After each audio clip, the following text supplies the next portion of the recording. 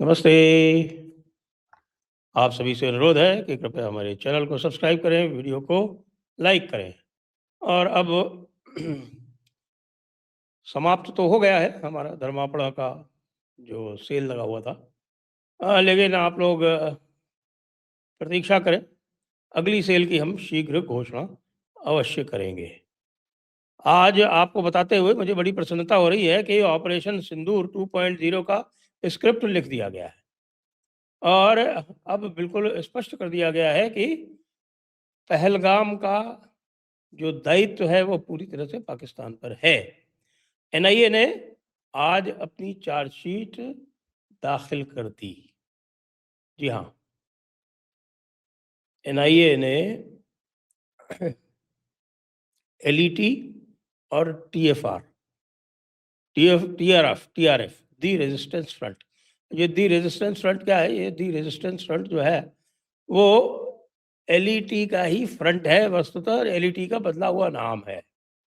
और इनके ऊपर धाराएं लगा दी हैं भारतीय न्याय संहिता की, आर्म्स एक्ट की और यूएपीए की। कौन है लोग? इसमें आपको जानकर आश्चर्य होगा कि इसमें एलईटी और टीआरएफ को लीगल एंटिटीज के रूप में चार्ज किया गया है for their role in planning, facilitating and executing the terror attack. ये स्टेटमेंट दिया है। एक 1597 पेज की चार्जशीट फाइल हुई है और उसमें पाकिस्तानी हैंडलर साजिद जट और 3 जो बंदे जो मारे गए, फैसल जट मारा गया, सुलेमान शाह और हबीब ताहिर उर्फ जिब्रान और हमजा अफगानी। फैसल जट का दूसरा नाम सुलेमान शाह और हबीब ताहिर का दूसरा नाम जिब्रान है और हमजा अफगानी, ये 3 जो है ये ऑपरेशन महादेव में मारे गए थे, आप याद करें। और इसके अलावा भाई साहब 2 ऐसे हैं जो यहाँ के रहने वाले हैं, यानी कश्मीरी हैं ये, परवेज़ अहमद और बशीर अहमद। ये जून 22 को ये पकड़े गए थे क्योंकि इन्होंने ये पहलगाम अटैक वाले टेररिस्ट को पनाह दी थी।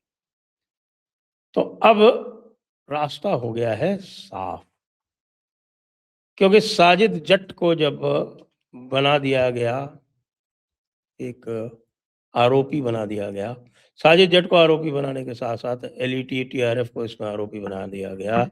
अब अगला कदम यह है कि पाकिस्तान को कहेंगे कि मिस्टर पाकिस्तान, इस साजिद जट को हैंड ओवर करो। पाकिस्तान उसको हैंड ओवर करेगा नहीं और उसके बाद फिर पाकिस्तान के ऊपर ऑपरेशन सिंदूर 2.0 चालू हो जाएगा।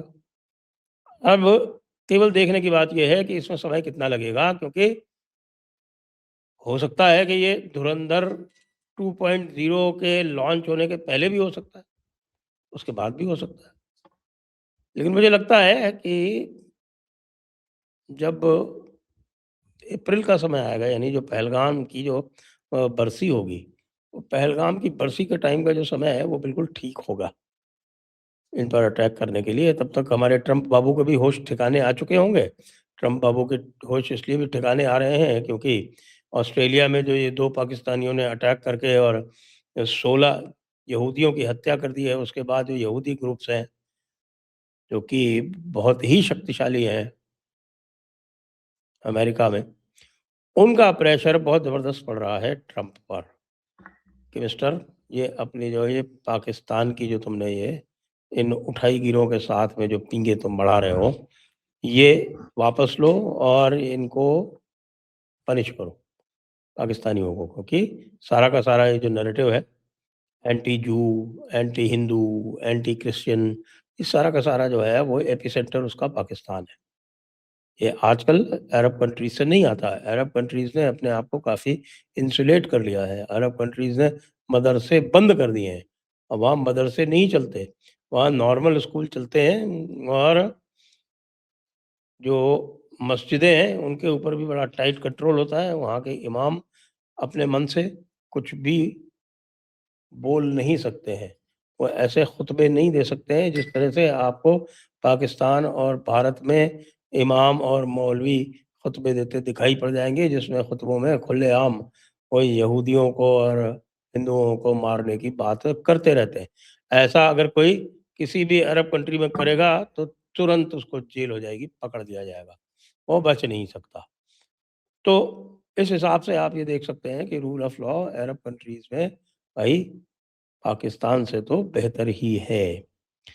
अब प्रश्न ये उठता है कि भाई साजिद जट का नाम तो आपने ले लिया, आपने उसके लिए एविडेंस कलेक्ट कर ली। पाकिस्तान निश्चित रूप से कहेगा कि एविडेंस शेयर कीजिए, भारत कहेगा कि एविडेंस शेयर वेयर करना भूल जाओ, सीधे सीधे हैंड ओवर करते हो या हम ऑपरेशन सिंदूर 2.0 चालू करें। क्योंकि 1.0 करने के पहले कुछ पूछा थोड़ी था भारत ने, उनसे कहा भी नहीं था कि इसको हैंड ओवर करो या उसको हैंड ओवर करो। अब ये तो पूरी की तरह कहेंगे कि सारे के सारे जो पत्ते हैं वो भारत के हाथ में, भारत के हाथ में है।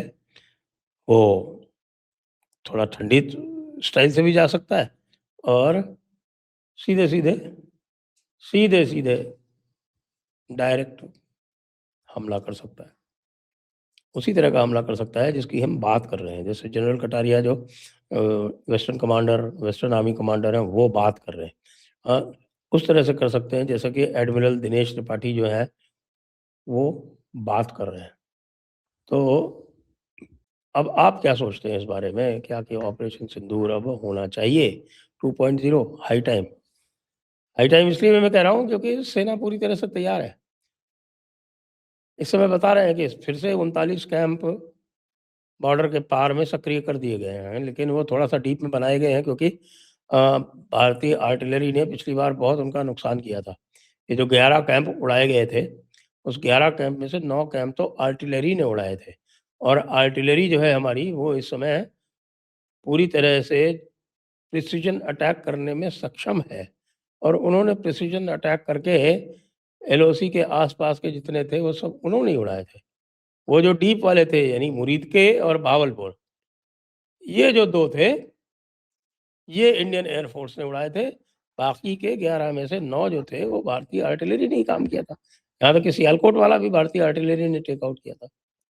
सियालकोट में जो 2 थे और एलओसी के आस-पास के जितने भी थे, वो सब आर्टिलरी ने किए थे। आर्टिलरी की रेंज हमारी बहुत बढ़ गई है और अभी तो और भी बढ़ने वाली है क्योंकि अब हमारी आर्टिलरी जो है वो रैमजेट इंजन्स यूज़ करने वाली है। जब वो रैमजेट इंजन यूज़ करेगी तो अभी जो रेंज 50 किलोमीटर की है, वो 50 किलोमीटर की बढ़ के 100 से 120 किलोमीटर हो जाएगी।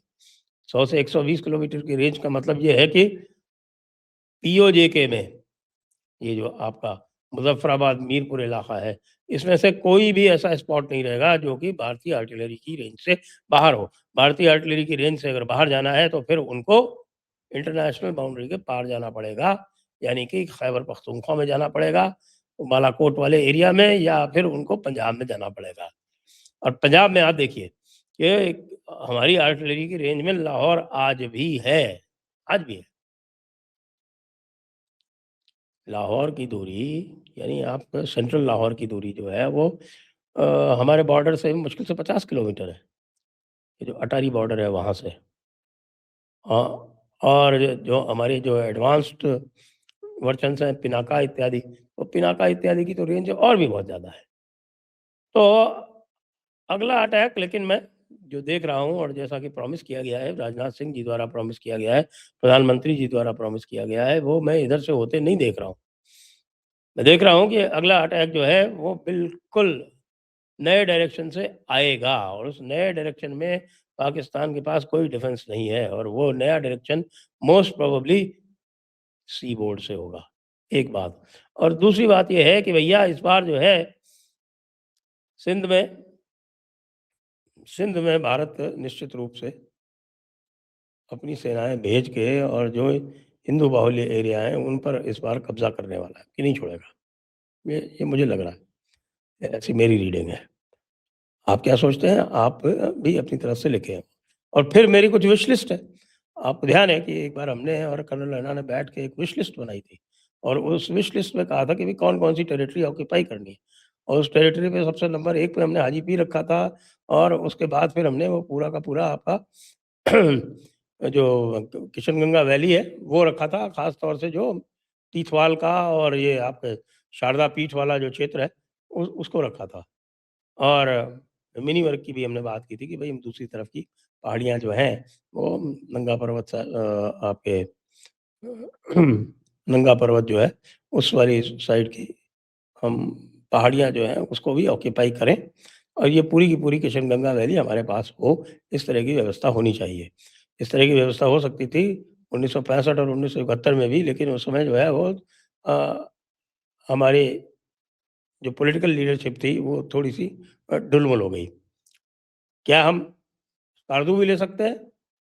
वो अब आगे देखा जाएगा। लेकिन ये बात पक्की है कि मियाँ साजिद जट की वजह से रास्ता अब ऑपरेशन सिंदूर 2.0 का पूरी तरह से साफ है। एक्शन कब होगा? ये एक सोचने की बात है। जय हिंद, जय भारत, वंदे मातरम।